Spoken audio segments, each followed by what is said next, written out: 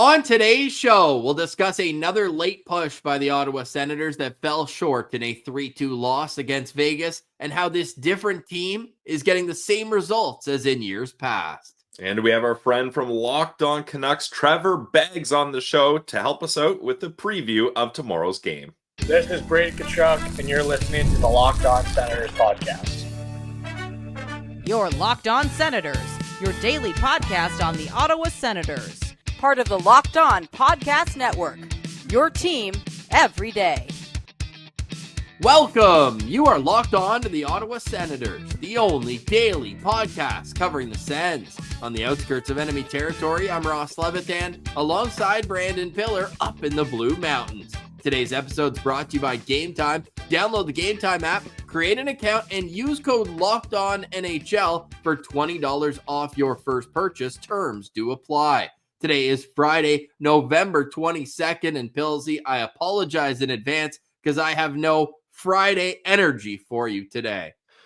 Yeah, I mean, it's been a deflating week, Ross, to say the least, and all of us had hoped the homestand for the Ottawa Senators would be going better, but when we did our preview of this homestand, Ross, we looked at the Oilers and the Vegas Golden Knights as the two more challenging teams of this 4-game homestand, and this has gone, unfortunately, the way we kind of expected. So the Senators are going to have to turn things around real quick up against the Vancouver Canucks tomorrow and then the Calgary Flames on Monday if they want to at least try to stop the bleeding that's happening in November. I mean, the November curse is insane at this point. The Ottawa Senators trailed for 55 and a half minutes of last night's game against the Vegas Golden Knights. Now, against Edmonton, they allowed a goal 3 minutes into the game. They tied it, and then 35 seconds later, they allow another goal. They basically trailed for 95% of these two games against the Vegas Golden Knights and Edmonton Oilers. And that brings me to Travis Green post-game last night, saying that he felt it at 2-0 on the bench, that it was almost a here we go again.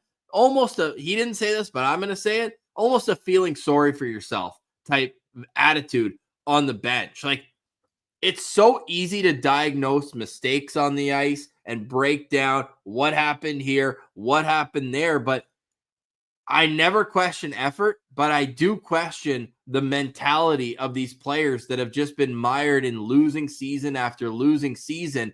It's my only explanation for how this team just cannot get over a hump, whether it's a hump like November, whether it's a hump like losing in a game and not being able to bring it back even. When it was 2-0, they start playing free in the third period. Now, Ullmark makes a huge save on a 2-on-1 with 40 seconds left in the second period. Otherwise, it would have been curtains there. But they dominated that third period. Yep. And then when it became a one-goal game again, what do you know it? They take their foot off the gas, and all of a sudden it's a 2-goal game again. Like, it's hard to diagnose what kind of systems or coaching that you can implement in a team that just does not have the it factor that you need to have a killer instinct to win these types of games. Well, and I think that's the most frustrating thing, Ross, is analytically, the Ottawa Senators are actually doing pretty well. Like, they're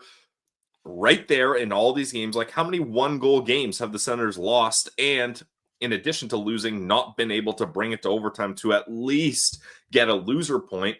And you look at a team that's in 27th place in the league and sitting at only a -2 goal differential. Like, the teams around them, Ross, Penguins, -26, Utah, -14, the San Jose Sharks, -25. Like, all of these other teams that are in their area are losing much more emphatically, yes, than the Ottawa Senators. And it's unfortunate, but we're now looking at a team that's in 27th place, like I mentioned, and is only 2 points ahead of 32nd place Nashville Predators. I mean, that's why the players have this mentality, because when you get to a spot where it's November every single year that destroys you, and you feel like you're already not only out of the playoff mix, Ross, but you're sitting in lottery contention in the basement of the league,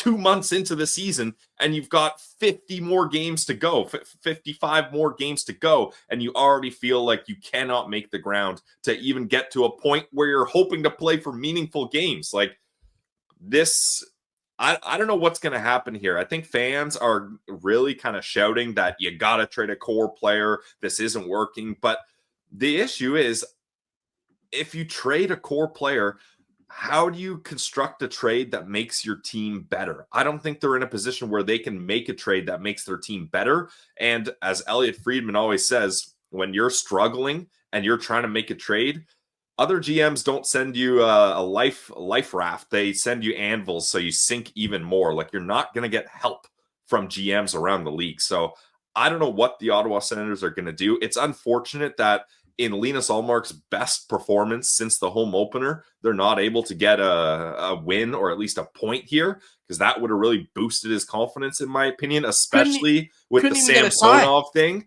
Like, this was a game, if you wanted a morale booster, you beat the boogeyman, the Vegas Golden Knights, at home.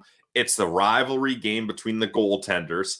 This was one that would have been a huge morale boost, and instead it sinks the team even lower. Best news is that they don't play Vegas again this season. The Sens are now 2-10-2 all time against the Vegas Golden Knights. Not only that, but they steal Mark Stone and then win the Stanley Cup with him as the first captain in their franchise history. Mark Stone didn't play last night. Alex Pietrangelo didn't play last night. That's $20 million in cap out of the lineup, and still the Senators dragged their heels in the first period. It felt like until the third period, they were going through the motions. Pucks were bouncing off sticks. I think the biggest strategic or execution thing I have the biggest problem with is that these dump-ins aren't getting anywhere. Like, all teams dump the puck in. I'm not getting into the whole dump and chase isn't the way to go, have controlled zone entries. Every team dumps it in a certain amount of time, usually around 40 to 50% of their times getting in the zone. My problem is that means your F1 needs to be hard on pucks and be able to control board play. Ottawa's board play is so bad in the offensive zone. They're giving up these possessions, and like the Vegas third goal, all of a sudden the puck turns over at the blue line and they're tracking, and it's almost like the defensemen have come up too far too many times this season, whether it's Sanderson or last night Tyler Clevin, where they're on their horse trying to get back and they're not able to get there in time. How many odd man rushes went against the Senators in the first period? If not for Linus Ullmark, that could have been way, way worse than 1-0 after the first period. Yeah, Ross, we watched the condensed game together, and the amount of times we pointed out, how are the Vegas Golden Knights going on transition on an odd man rush again? Like, it just kept happening. And the funny thing about that, Ross, is I didn't mention it in yesterday's game day preview, but I was looking at NHL Edge stats because I couldn't really find any sort of holes to poke in Vegas's game or stats that really would lead the Ottawa Senators to have an advantage. But the Edge stats, are you pulling it up right now? Nope. Oh, okay.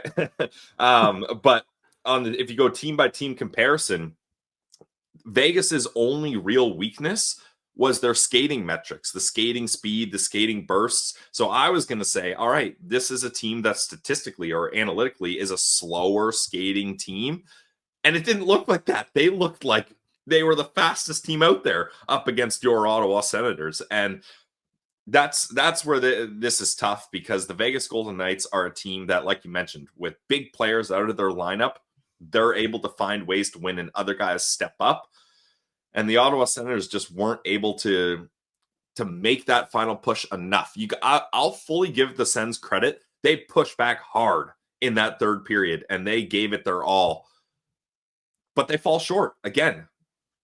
And it's the same story, different team, though. And you do see that. And I think that's what's most frustrating, is you can see the evolution of Tim Stützle into a true superstar. Oh, Timmy's been great. Yeah. He was the best player on the ice last night. He is the last 5 games. It's always Timmy played amazing. And then other guys, we try to give him a cookie here. And then a bunch of guys were simply not good enough. Another stat where Vegas is the least penalized team in the league. Ottawa had 3 power plays versus 2 for Vegas. So it can't be that the power play didn't get opportunities. They did, and Adam Gaudette got the Senators on the board with a power play goal, but it just feels so frustrating that the Ottawa Senators cannot even find ways to get themselves into games. They haven't led in a game since the third period against Philly when they blew a 2-goal lead. Like, they have not led for a single second of the last 3 games.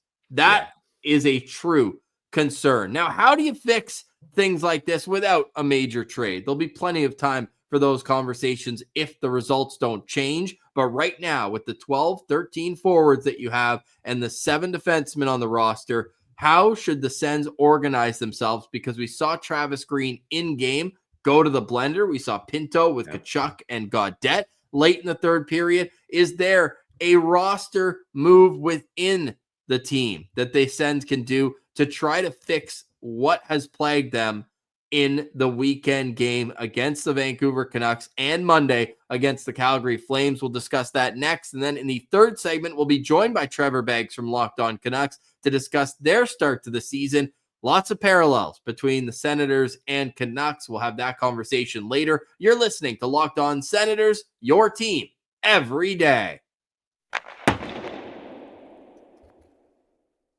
Today's episode is brought to you by our friends over at Gametime. If you guys are hoping to get tickets to go to Vancouver, come into the CTC, you can do that on Gametime. They got a new feature called Gametime Picks that makes getting tickets for favorite live events even easier. Gametime Picks filters out the fluff to show you only incredible deals on great seats, so you're not wasting your time searching through thousands of tickets. And turn on the all-in pricing feature, and they're going to show you the price of those tickets right up front. No surprise fees at checkout, and you get views of your seats in the app before you buy. The lowest price guarantee or Gametime will credit you 110% of the difference, and your purchase is covered with the most flexible customer service policy in the ticketing industry. So take the guesswork out of buying tickets with Gametime.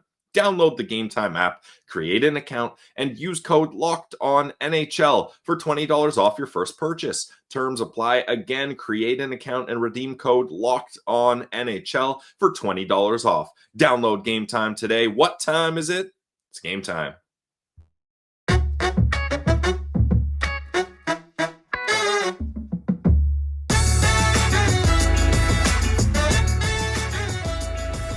All right, Pillsy. I almost want to change that music. Something a little more monotone, depressing.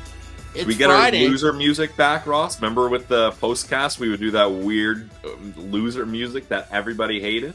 Yeah, I mean, it's all I want to do is hear Danger Flutes. Is that too much for a guy to ask? I don't even know what Danger Flute sounds like anymore. That's how sad this has gotten. If they keep losing at home, I'm going to start a petition to get rid of the Hells Bells intro. It's so... What's the opposite of unique? Because that's what it is. Overplayed. Overplayed, yeah, exactly. I need a little bit something special in Ottawa, and we had that with Danger Flute. So don't get me started because the music's not the reason they're losing games, but I'm just trying to think of anything that can help just change the voodoo around this team. Like, I'm not even joking. I don't even mind that they're not practicing today. It's not a day off, though. I'm sure there'll be lots of video. I'm sure there'll be a lot of communicating because the play in and of itself, the Senators have had times where they control the play, and other team is going to have their chances too. And they had a goalie that made a ton of saves last night in Linus Ullmark. I thought that he was fantastic. Couple 10-bell saves in that game. There's no easy weakness to detect in terms of the strategy, in terms of maybe the execution. The passing wasn't crisp last night in the first 2 periods. They're bouncing over sticks. It wasn't great, but I think it's time to at least try something else as the forward core. I liked moving Batherson with Stützle and Tkachuk in last night's game. I thought they created a lot. Basically, whoever plays with Tim Stützle is going to be getting offensive opportunities. The captain, though, hasn't had a goal now in 3 games, and I know that might not seem like an extended period of time, but only 1 assist in those 3 games, and he's a -6 as well. So the captain, I think for him, he's got to get to his game a little bit quicker on. Now, he was hammering guys, had 7 hits in last night's game, had 7 hits in the Carolina game as well, 3 in the Edmonton game where he had an assist. But it's such minuscule margins that we're talking about here. I think putting the lines into a bit of a blender to start the game, because Travis Green has shown he's not afraid to change things up within the context of a game. But I think having that change might be good for the mentality of this group. I don't know what you think, but my lineup would look like Tim Stützle between Tkachuk and Batherson to start. Then I want to see Pinto with Giroux and Adam Gaudette. I think Gaudette needs to have a look here in a top 6 role. Guy's got 8 goals this year. 8 goals for Adam Gaudette. So get this guy a little more opportunity. Last night he played 7 minutes. Yeah. I think you need to see him in an elevated role. He doesn't move around the ice too pretty, but he is a sniper. And when you're losing games by 1 goal, why not have the guy who scores the most goals per 60 minutes on your team out there for more minutes? That's my concept. I don't know. Wait.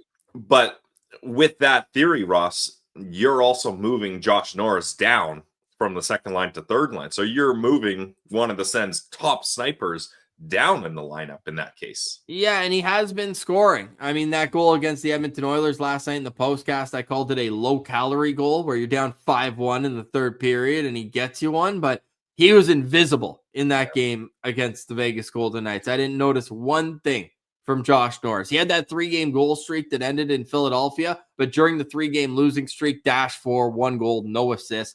I just think that for no other reason than to just mix things up, why not try it? Or if you want to keep Josh Norris there, fine, because I don't really know where to put him, because I want that third line to be an identity line, but I guess in this case, I'll move that as my 4th line. So then I would have Josh Norris at center with Michael Amadio and Noah Gregor on his wings, a little speed. I don't know if there's enough playmaking to get Josh Norris the puck. Maybe that puts the onus on him to hold pucks a little bit more and not defer to his teammates and be able to skate and do what he did so well beyond the one-timers that year. He had 35 goals. He was flying up and down the ice, making little smart plays all over the place. I don't want this to be a 1st, 2nd, 3rd, 4th line hierarchy. I want this to be spread out where the whole team can kind of figure it out together. And that puts Ridley Gregg at 4th line center with Nick Cousins and David Perron, and have that line try to create something, because all 3 of them should be pests. They should be annoying. They should be guys you hate to play against. And it's been easy shifts against those guys on separate lines throughout. And I think if you put them all together and you give them the mandate that, hey, this is what we need from you, just do this one thing, pound pucks, have good board play, annoy the hell out of the opposition, at least at that point, you're creating an identity, because right now the Senators' identity is give up an early goal and chase the game the rest of it. Yeah, it's tough. And, oh, man, it would have been so nice if Perron got that one-timer near the end of the game. Samsonov was able to kind of make an awkward save and save it. But if he scores that to tie it up, what a boost that would have been for his first goal or first point as an Ottawa first Senator. Official point. Remember, we gave him a point against Carolina. Oh, yeah, true. I forgot about that.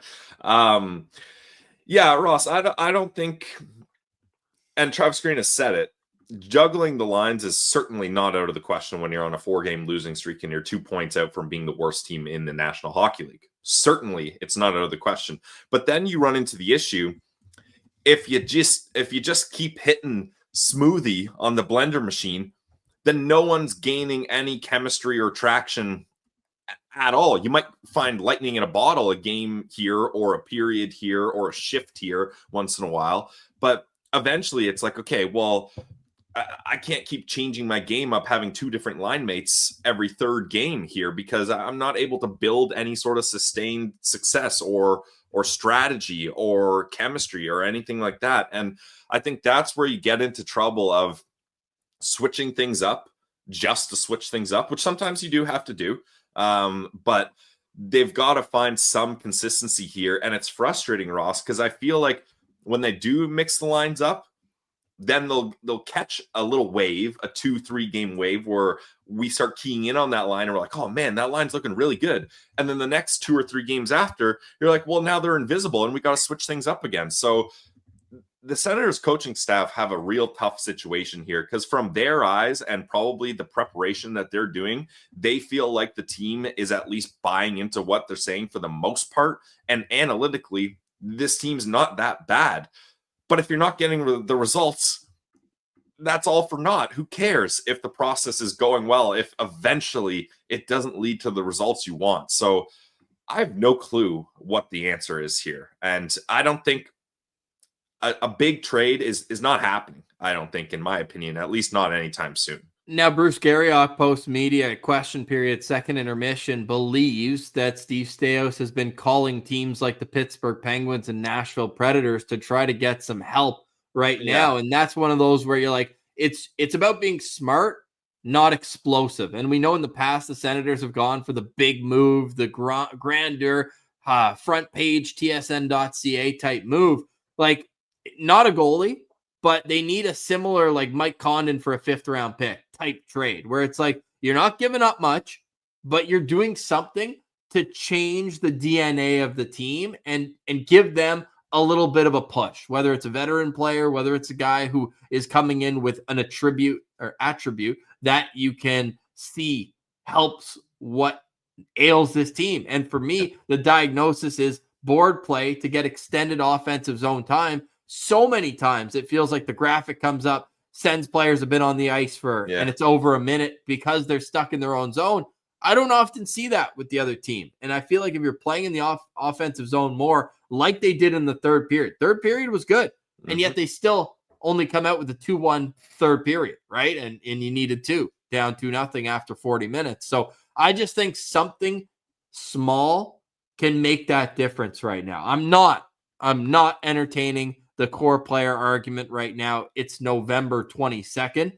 I'm of the mind of how can they take the group that they have right now that has a loser's history and help change the dynamic that will help them push this forward. The guys who were brought in to do that have simply not produced. No. Noah Gregor has probably been the most meaningful acquisition up front. Obviously, I was going to say Jensen. But up front, I'm worried about scoring goals, which I didn't think I would say about this Senators team after they put up 5 on Tampa, 8 on St. Louis. We know that they have the ability to score goals, but they just have not been able to consistently do that over the course of the last little while. Sure, they scored 2 goals in that third period. Before that, they had been outscored in 8 periods, 11-2. Like they're not only giving up more, and you can say what you want about the goaltending in other games, not last night, but other games. It just feels like right now it's the offense that's taking a step back. Yeah, and that's the thing. They can never find times where everything's clicking at the same time. And you firing on all cylinders is a sentence we have not said, maybe outside of the St. Louis game. And that was, you talk to them, that would be their worst game of the year in terms of how they played. But they just cannot figure out how to defend, play goal, and have offense, and the power play, and the penalty kill all at the same time. It's impossible. Yeah, they haven't. And you referenced trying to make a little change to try to shake up things. And obviously this is a little bit different, but the Sens did try to do that internally. The hashtag free JBD tweets were out for over a week, and JBD comes into the lineup.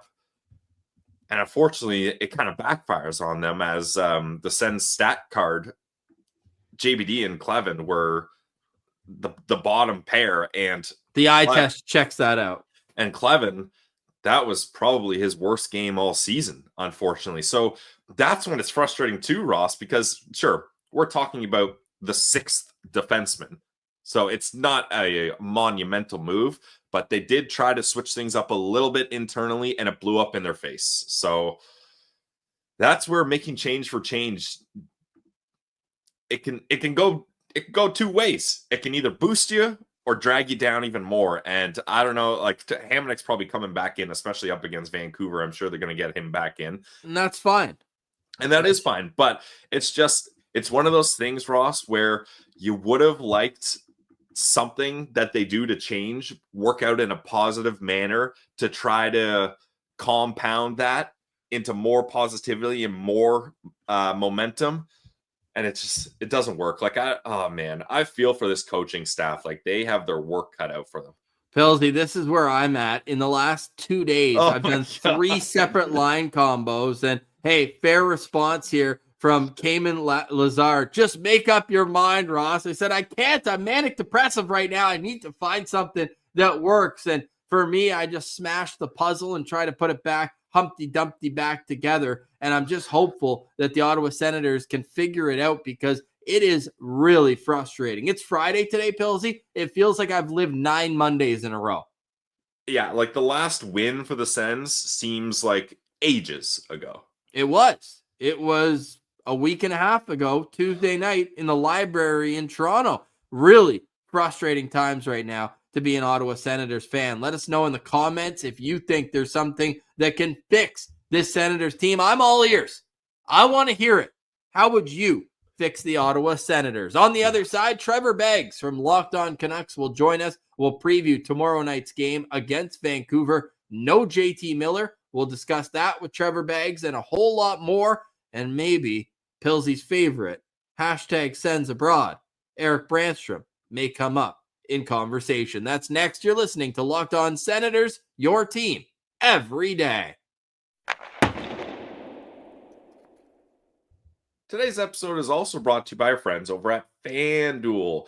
Get ready to tackle the NFL action with FanDuel, America's #1 sportsbook. Because right now, new customers, you can bet $5 and get $150 in bonus bets if you win. The FanDuel Sportsbook app gives you everything you need to place live bets on the NFL all in one place. So when you get a hunch in the middle of the game, you can check out the latest stats, view live play-by-play, and so much more on the same page where you place your bets. Just visit FanDuel.com to join today. And remember, you'll get started with $150 in bonus bets if you win your first $5 bet. That's FanDuel.com. Never waste a hunch and make every moment more with FanDuel, an official sportsbook partner of the NFL.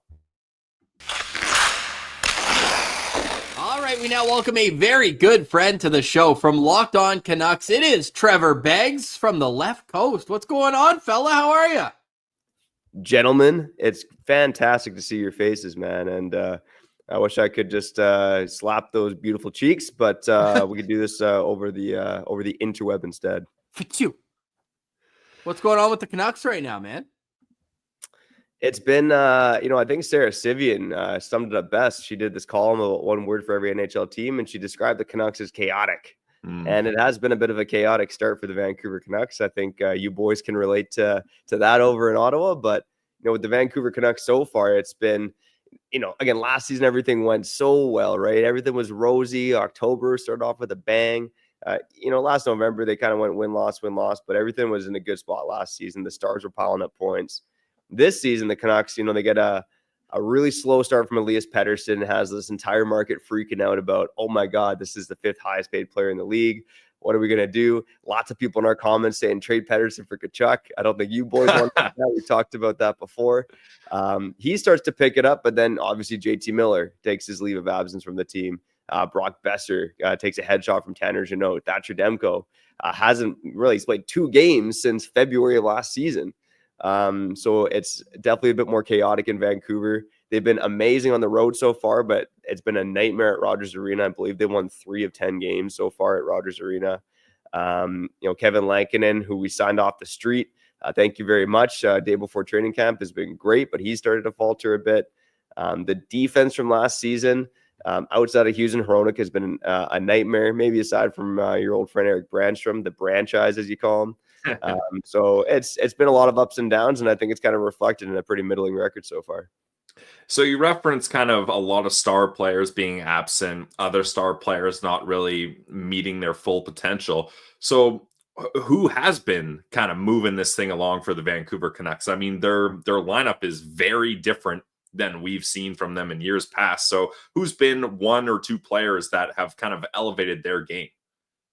Well, I think you got to start with Quinn Hughes. To me, and maybe his numbers have taken a hit the past couple of games, but Quinn Hughes, certainly through the first 10 or 12 games, to me, didn't even look like the best defenseman in the league. He looked like a goddamn Hart Trophy candidate. Ooh. If you look at our friends over at Hockey Stat Cards, he had the best average game score in the league at about the dozen game mark. He's such a force. Again, people recognize that he's a great offensive defenseman. He moves the puck well. He skates amazing, but he's also an incredible defenseman. He just rarely ever gets beat.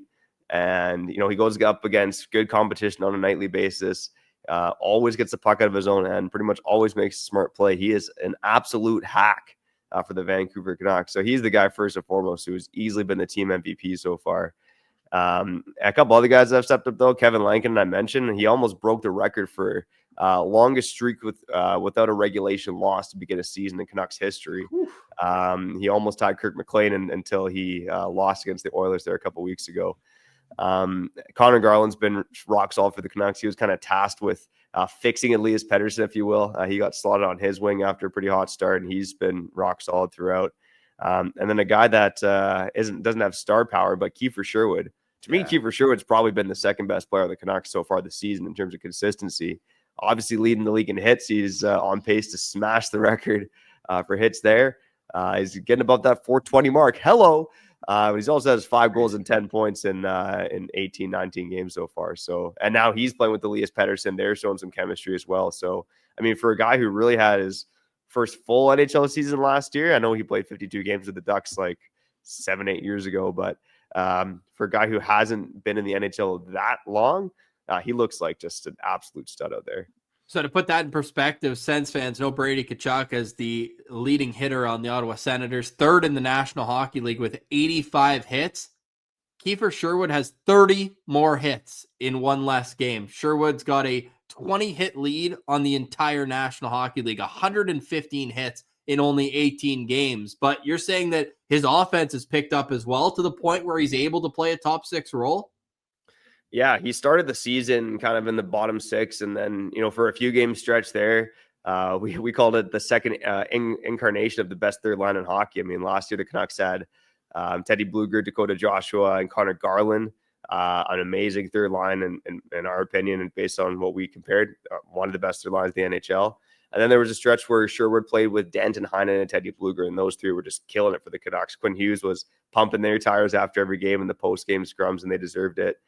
Now he's gotten a shot in the top 6, and he's on a line right now with Elias Pettersson and Jake DeBrusk, and that line has some amazing chemistry too. And to me, when I watch the games, it's really Pettersson and Sherwood driving play on that line, and Jake DeBrusk kind of going to the net looking to bury some goals, and unsuccessfully doing so for the most part. But again, the point is that Sherwood and Pettersson together have looked great. Sherwood on his own look great. He forechecks hard. He's got a good shot. He's able to get the puck to his teammates. I mean, and all for the low price of $1.5 million per season. Hello. Wow, that's solid. And you look at without JT Miller in the middle, you've got P.S. Suter on the second line right now with Dakota Joshua. Great to see him back after having to deal with some off-ice injury issues with, was it testicular cancer that he was diagnosed with? Yeah. So great to see him back in the lineup. The third line, Teddy Blueger with Danton Heinen, and we've put Brock Besser there with some asterisks. He is on the trip with the Vancouver Canucks. It was Jonathan Lekaramaki who was playing in that spot the last couple of games. He's been reassigned to the American Hockey League. And then the fourth line is Atu Ratu with Baines and Hoglander. On the back end, you already referenced the Quinn Hughes. He's got his yin-yang with Philip Hronik on the right side. You've got Carson Soucy with Tyler Myers, Eric Brandstrom with Noah Juleson, and Kevin Lankinen, I would expect to start in goal on Saturday night. So we've made it this far. Pillsy, why don't you ask the question? I know you've just been itching to ask about the franchise. Well, I mean, it's crazy that Eric Brandstrom ended up in Vancouver. He signed with Colorado, spent like a week there, and then Vancouver picks him up.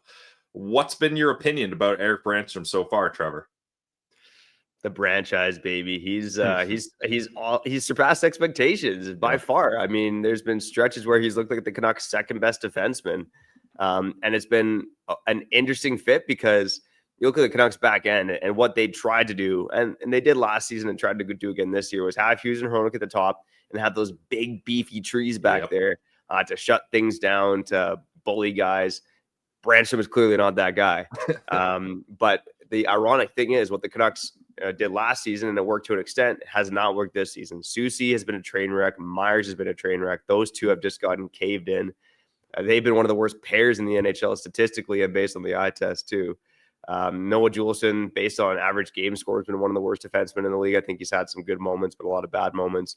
Vinny Desharnais, who, again, Patrick Allvin and Jim Rutherford deserve a lot of credit for how they built this team, but giving Vinny D $2 million for 2 years seems like a head-scratching decision. The guy is, in our eyes, barely a seventh NHL defenseman. So Eric Branson has been really a breath of fresh air for this Canucks team. Obviously, you guys have seen it as well. He moves the puck well. He skates well. He had one game against the Chicago Blackhawks on Hockey Night in Canada last weekend where, he's kind of responsible for the first goal against the game. He gets out-muscled by Nick Foligno. Nick Foligno drives to the net, and Ilya Mikheyev, former Canucks, scores. And you're going like, that's one of the first bad plays Eric Branstrom's had. But after that moment, the dude stepped the F up, man. He laid out.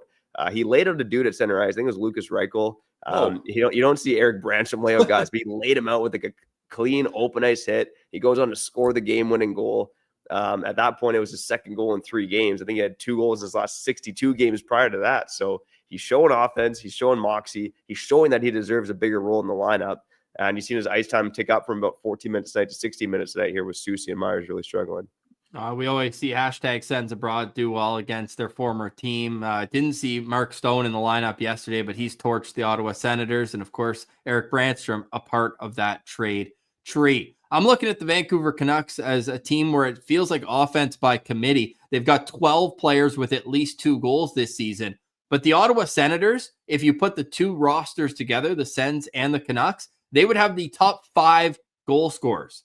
8 goals for the Ottawa Senators, top goal scorers: Adam Gaudette, Josh Norris, Drake Batherson, Tim Stützle, and then Brady Tkachuk's got 9. Nobody on the Vancouver Canucks with more than 6 goals this season. Is that kind of what it's been for Vancouver? Every night somebody else is stepping up, because you look at their record, they're sitting at 9-6-3. I mean, is it that much defensively and goaltending, or is it just that the third, fourth lines are chipping in?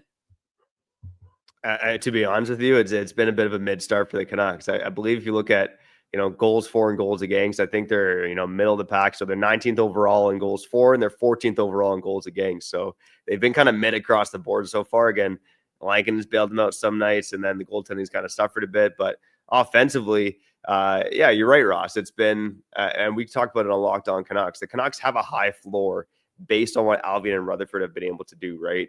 You look at the guys that added this offseason, they had the luxury, maybe it wasn't even the right move, but they had the luxury of trading Daniel Sprong for nothing because they had enough forward depth on this team. And Daniel Sprong's a guy who statistically has been one of the most efficient scorers in the league. But yeah, early on it was Nils Höglander had a good run. Connor Garland had a good run. Some of the depth guys like Sherwood and Bluger were stepping up. Then Jake DeBrusk got hot for a couple of games. JT Miller had a stretch. Brock Besser, when he was in the lineup, was good. And Elias Pettersson started to pick it up over the past few games. I believe he has 4 goals in his last 5 games or something like that. So yeah, 9 points really in his last 8. Yeah, so he's finally starting to heat up, right? And look, 9 points in his last 8. So that was 4 points in his first 10. So it was, again, a pretty rough start for Elias Pettersson. He had 1 goal in those games as well. And, defensively looked fine, but offensively he was bobbling the puck all over the place. Did not look confident, did not look good. So fans, I mean, for the love of God, Vancouver Canucks fans hope the guy's found his mojo. They're going to need him if JT Miller's out for an extended period of time, which is what we expect here. So it has been offense by committee, but it has been Quinn Hughes driving a lot of from the back end as well. He looked 19 points in 18 games. Yeah. And the other thing too is the Canucks power plays kind of sucked. I know they got a couple goals on the homestand, but it's been a sore spot for this team. So they're not really piling up power play goals the way they did in the past. Pillsy, did you hear what he just said? The Canucks have had a mid-start. They're 9-6-3. What would you do? What would you do for a 9-6-3 record right now? I wasn't gonna bring that up, but yeah, that's a good point, Ross. That hurt a little hearing that. I would do anything for a 9-6-3 start. Boys, we've been there, man. 10 years of Jim Benning, we've been there. But what I want to talk to you about, Trevor, is when you have all these absent star players from your lineup, a lot of it has to come down to the culture and the coaching of how your team is. And like Ross mentioned, it's not like you guys have one guy other than Quinn Hughes that's like popping off, that's really kind of carrying this team. What has Rick Tocchet been able to do that's allowed this team to keep humming along at a mid point at 9-6-3? Yeah, honestly, and it's something that we hadn't seen from previous Canucks coaches, but no, I think it's twofold. First and foremost is the structure that him and Adam Foote put in place. And we give Adam Foote a lot of credit because, last season, he took guys like Tyler Myers, Noah Juleson, and completely turned them around. It seems like they've forgotten about that this year, but that's another story. But the team structure is good. They just don't allow a lot of shots from the slot, from the home plate areas on the ice. And again, in Canuck line, we haven't seen that in a long, long time. So, I don't want to poo-poo on you guys, but Travis Green kind of struggled with that here in Vancouver, right? It was a lot of offense first, aggressive on the forecheck, which is great, but the Canucks tended to give up a lot under Travis Green. And then in his final days here, at the beginning of that 2021-22 season, he flipped to say, let's be more defensive, and it completely suffocated the Canucks offense. So he was never able to strike that balance. Rick Tocchet has been able to strike that balance. I think he's done a good job of being a player's coach and a bit of a hard ass too, where some guys can be a bit soft. I think Rick Tocchet kind of came under criticism for the first time this year. I thought it was maybe a bit country clubbish at times in Vancouver, but then he started to, before we learned about what happened with Miller, benching JT Miller, cutting stars who weren't performing in terms of their ice time. Rick Tocchet's benched Quinn Hughes for a couple shifts before as well. So he's not afraid to hold guys accountable no matter where they are in the lineup. But he's worked with Crosby and Malkin in the past. You got to listen to your players, talk to your players, communicate with your players. So, again, I don't know if it's been perfect this season, but I think overall he struck a really good balance in terms of the structure, listening to the players, but also holding them accountable.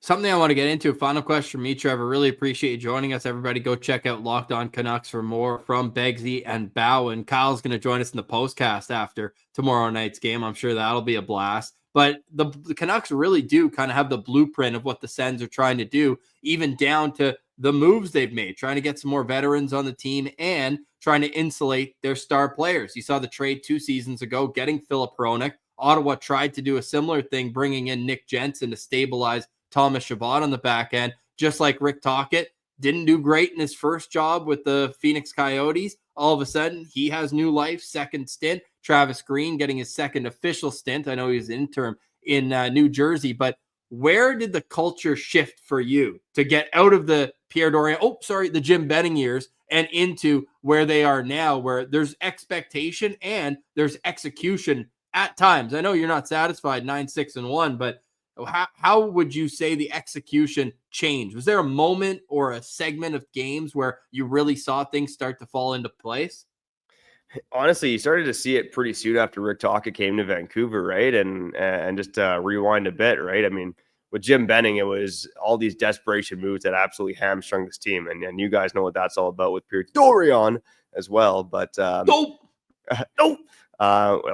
Willie Desjardins, Travis Green, they had their positives, they had their negatives. Bruce Boudreau brought the vibes, but brought no structure. And, you heard old players like Ethan Bear when he was here talking about, he went from Carolina to Vancouver and he just couldn't believe how loosey-goosey it was in Vancouver compared to the structure they played with in Carolina. So you saw it at the end of that 2022-23 season. The Canucks start to be better defensively. I wasn't buying it at the time because we'd seen the Boudreau bump and then the Canucks crashed the next year. But to me, it was the beginning of last season where, obviously they romped the Oilers on opening night. And then throughout October, they just weren't allowing much. Demko was playing out of his mind and this team was scoring goals. I mean, October of last year, everything went right. And obviously they couldn't maintain that pace.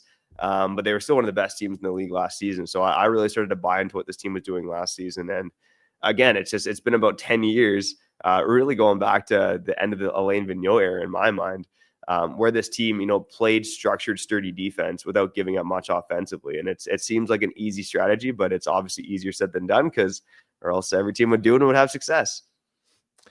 This has been awesome, Trevor. And one of the beautiful parts of being a part of the Locked On Podcast Network is we have so many local experts that we can have on the show. But let everybody know what Locked On Canucks is up to these days. What do you guys got cooking over there? Oh, buddy, it's I always say I'm running Kyle Bowen's coattails, man, but we're having fun over here on Locked On Canucks.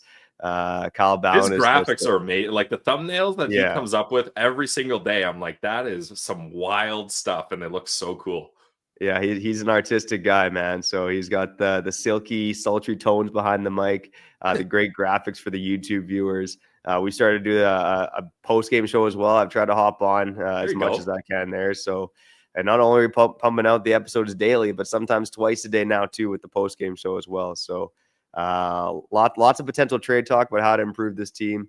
and always trying to have fun here on Locked On. Always making fun of ourselves too, man. I mean, Kyle and I like to tell stories. I mean, our girlfriends both left us for other girls, so we always like to bring it up on the show, man. You got to bring up your flaws, man, or else listeners ain't gonna love you. Oh man, this has been awesome. I always do see the parallels between Vancouver and Ottawa, going back to getting so close to a Stanley Cup, not getting it, having one of the best lines in the league, Morrison, Bertuzzi, and Naslund. For us, it's the pizza line, and the league's better when Ottawa and Vancouver are doing well. So we hope to join you in that conversation sooner rather than later, but I know that we will have you back on the show very soon. I actually want to look up right now. When do the Sens and Canucks play each other later on this? Pretty soon. I think the Senators come to Vancouver in December. Right before Christmas, December 21st. So we will catch up with you in just under a month's time. Enjoy the game on Saturday, and I wish you a very mid result. All the best, boys. I'm not kissing ass, but you guys are my second favorite team. Shout out to my wife.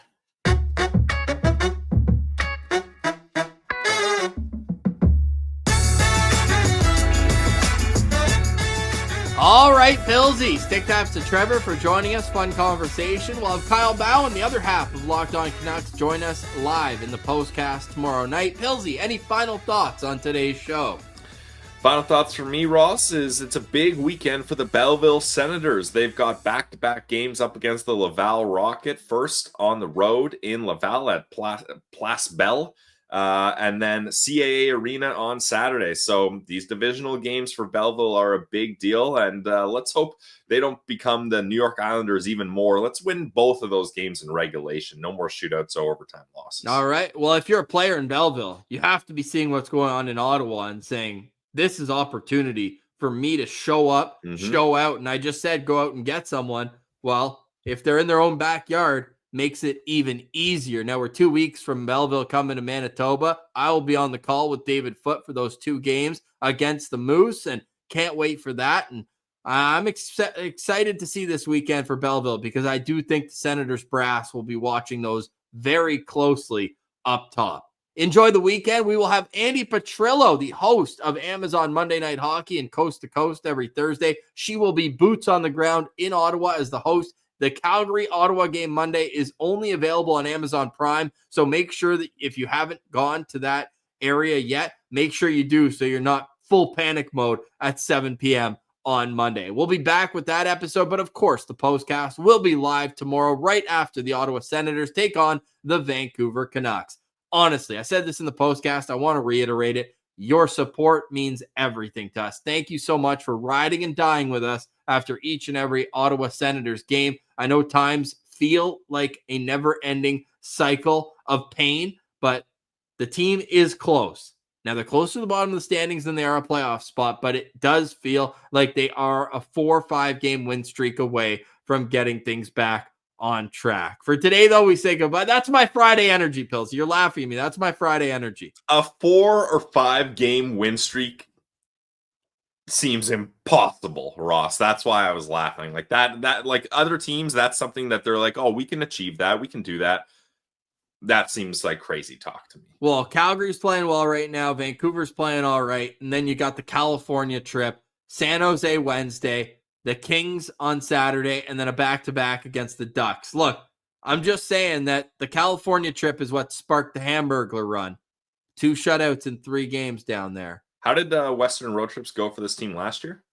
Hey, they haven't gone great this year either, eh? Yeah. Well, we'll fight. Face your demons.